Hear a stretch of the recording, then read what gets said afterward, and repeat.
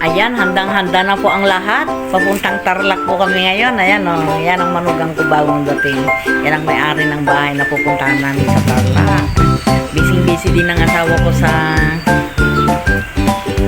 paglilinis ng kanyang garden. Hey, good morning! Guys, good morning! Biyaheng Tarlac na naman tayo, guys. Okay, guys. Kasama po namin si Tears Gonzales. Yo, yo, yo! Lahat tayo JNT. Saan yun? JNT, may ipapadala ako. Saka? Dalawang form. O, dito na lang tayo daan, no? Eh! Oo, alam ko lang yung GNT.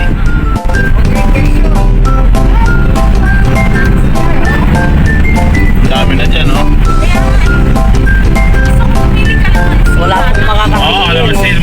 Rain or Wala ka shine. agad, ganyan lang kalagay na mumuna mo. Ang lakas ng ulan, guys. Na? Raining? Yeah. Hindi na tumigil yung ulan, isang buwan na. Oo nga. Ang dami pang padating na bag eh.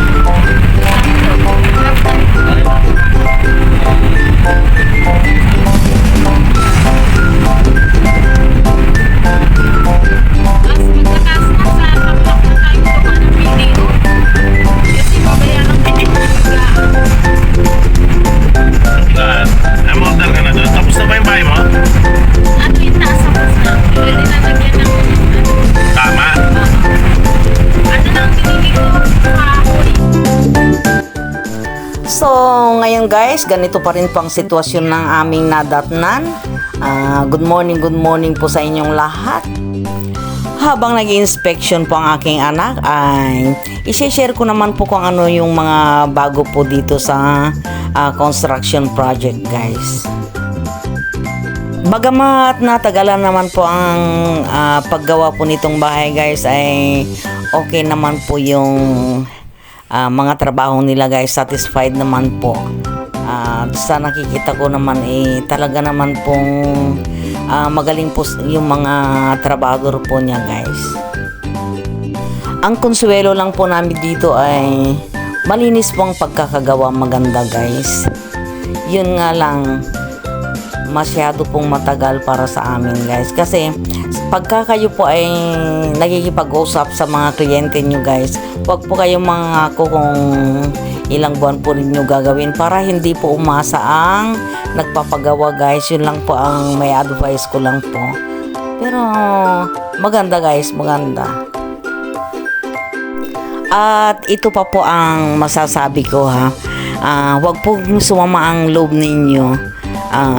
Kailangan po pag po kayo ay nangungontrata, guys, kailangan pong bantayan po ninyo ang trabaho ng mga trabahador ninyo para hindi po ulit-ulit, at saka para nakikita nyo po agad kung ano po yung mali.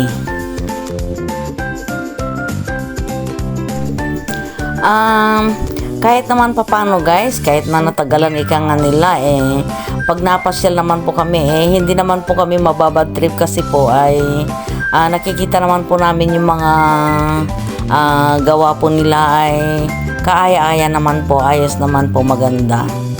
Pero kung natagalan na nga tapos ang pangit-pangit pa, ay nako, talaga naman po ako na yung mismong magsasalita, guys. Mababad trip talaga ako, magbubunga nga ako. Pero hindi naman ako napapamura, napapatawa pa nga ako, kasi satisfied ika nga nila. Slow but sure. Ayan. Hindi po katulad ditong in-order ng anak ko na mga furniture niya, guys, na sobrang gaspang. Hindi man lang ho inayos yung pagkakaliha, guys.